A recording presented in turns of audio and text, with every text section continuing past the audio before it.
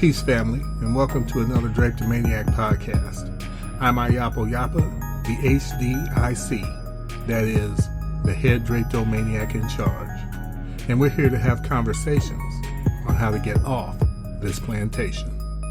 This entire Drapetomaniac podcast is based on a question that's based on an analogy of a situation that seems hypothetical, but is very real. Excuse me. I'm sorry to interrupt. I just wanted to make sure that you listeners are listening to the Drapetomaniac podcast on doayamedia.com.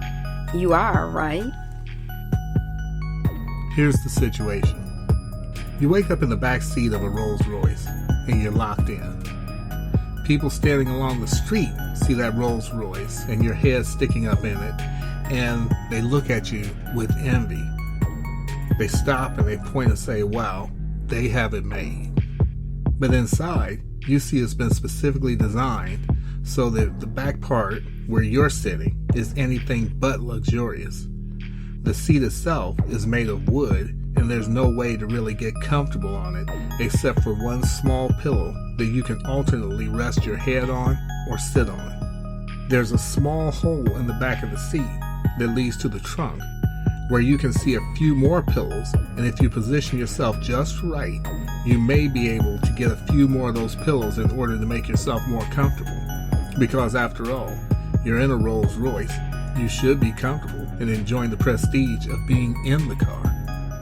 But getting to those pillows requires considerable time, effort, and pain, and the design of the hole is such that unless you are double jointed, in all likelihood, you could never reach, no matter how far you reach or what you do. Though it's not totally impossible, as some have managed to do it, but at the cost of some broken limbs. But even with broken limbs, they were at least able to get themselves some more pillows and get more comfortable for the harsh ride, though the effort to get those pillows left them deformed. The car is traveling at a high rate of speed, usually in excess of 100 miles per hour, but every now and then, the Rolls Royce slows down to a crawl. You look around and see that there are no seat belts, no airbags, or safety devices of any kind where you're sitting. As a matter of fact, there are sharp objects and hard, blunt objects surrounding you. In other words, in the event of a crash, everything suddenly will become a deadly projectile, and there's nothing to even restrain you or those items. You look in front of you and you see the driver. The driver keeps feeling around beside him on the seat for some bottles of alcoholic beverages, and upon finding them, he keeps drinking them one behind the other. The driver is obviously drunk, but you slowly realize that the reason that he's groping around for the bottles and not looking is because he's also blind. The driver is wearing headphones, and you assume at first that they're listening to music, and then you notice every now and then that they nod their head and then make abrupt maneuvers. And so you realize that they're not listening to music. They're being directed by someone who is not in the car on which way to go and which way to drive or to turn. You lean forward to try to communicate with the driver, and as you do, you bump your head on a piece of plexiglass that separates you from the driver. You look to the sides and you can see that the plexiglass is about 6 inches thick. In other words, it would be impossible for you to break through it, even if you have tools, which you don't. So you proceed to bang on the glass to get their attention, and then yell and scream for them to slow down. They glance back, and when they do, you recognize them as a person that you fought on their behalf and supported for them to get that job as a driver when they had their sight. And now, though they can't see you because they're blind, they do feel the vibration of you banging on the glass, and they faintly hear your voice through the plexiglass and over the sound of the periodic instructions that they're receiving through their headset. So you know without any doubt that they know you're in the back seat, unprotected, yelling and screaming, and that you're in distress. You see them up front, separated from you, but on a regular basis, another car will pull up beside yours and throw booze into the front window for the driver. You keep screaming and yelling for the driver to stop and let you out, but they just put their finger on their headset and nod and then speed up or swerve or do anything but what you're asking them to do.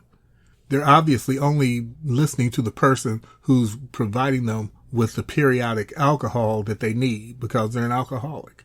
For a moment, you sit back and you comfort yourself by saying, I helped them get this job, so they'll feel some shred of gratitude or loyalty or indebtedness enough to help me. And even if they don't, they want to live too, so they wouldn't just crash both of us. And that works for a moment until you look around in the front and you see that they have a seatbelt, a harness, a roll bar, airbags, safety foam, a button for an ejection seat, and every other conceivable safety device they could possibly need, so that in the event of a crash, no matter how severe, they could walk away from it with only a few scratches at the most. And so there you are. You're in the back seat, which is a death trap, in a car that's driven by a blind, drunk alcoholic who's getting more intoxicated by the second, and who's taking instructions from someone who isn't even in the car. So if the car crashes, it doesn't matter to the person giving the directions anyway. And if it does, the driver doesn't have anything to worry about because they have zero concern about being hurt because they have everything they need to prevent them from getting hurt.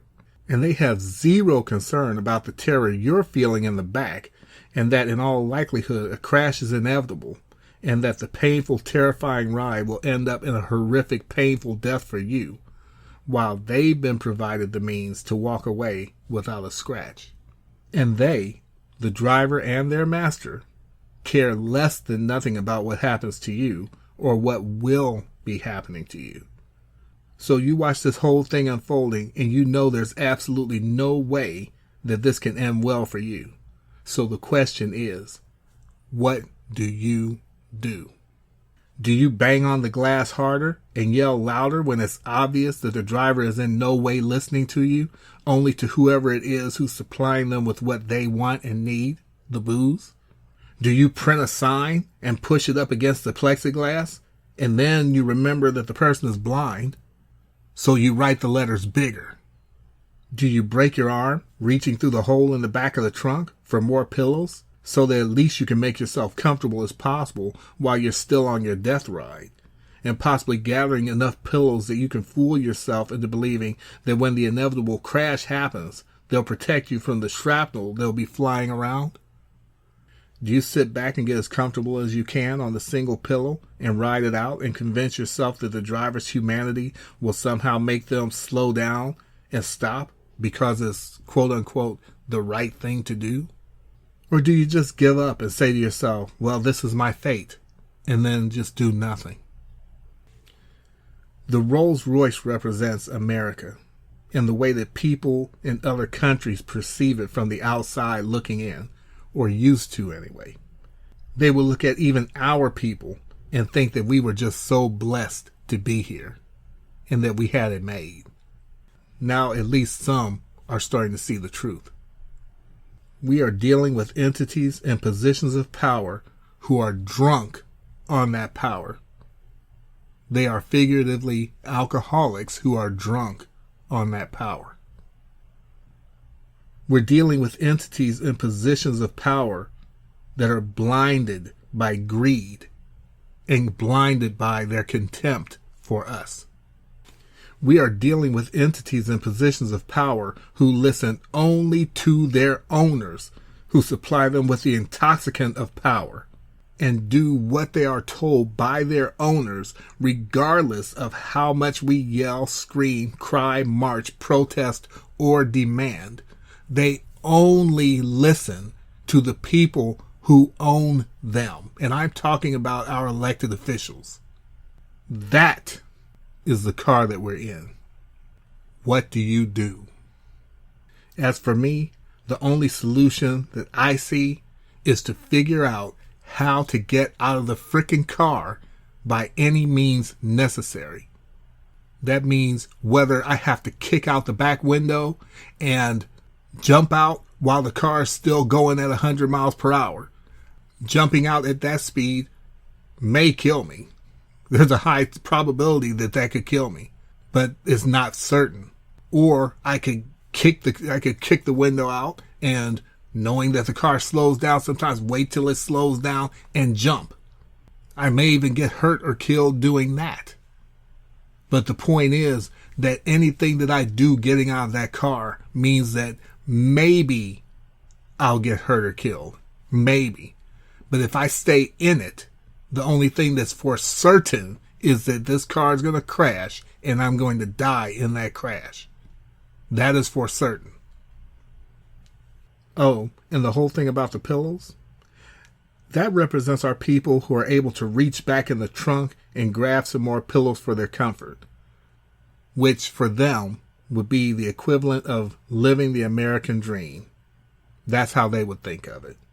Though the price would be that they would end up twisted and deformed as a coon, a swirler, a charlatan, a sellout, a fraudster, or what have you. They feel like at least they're comfortable as they ride to their death, because their comfort now distracts them from the fact that they are still in a death trap. And for those who do keep a consciousness that they're still in the car and that it is a death trap, as stated before, they allow themselves the illusion that when the crash does happen, and it will, the pillows will somehow protect them from the shrapnel that will be flying around them and shred them up like a Thanksgiving turkey. The only answer, the only real answer, is to figure out a way to get out the car.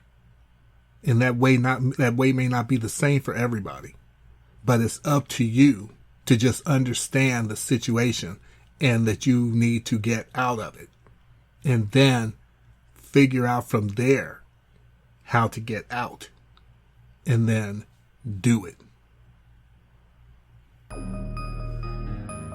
So with all those things in mind, I do thank you so much for taking the time again to listen to this edition of the Draped Maniac podcast. This is Ayapo Yapa, the HDIC, that is, the head Draptomaniac in charge. And as always, I'm praying for your peace, for blessings, and for your safety. And until next Friday at this same time, I'll see you on the run. And thank you again for listening to the Draptomaniac podcast. Tune in next week at doiamedia.com. DOIAMEDIA.com. And again, we'll catch you on the run. Peace.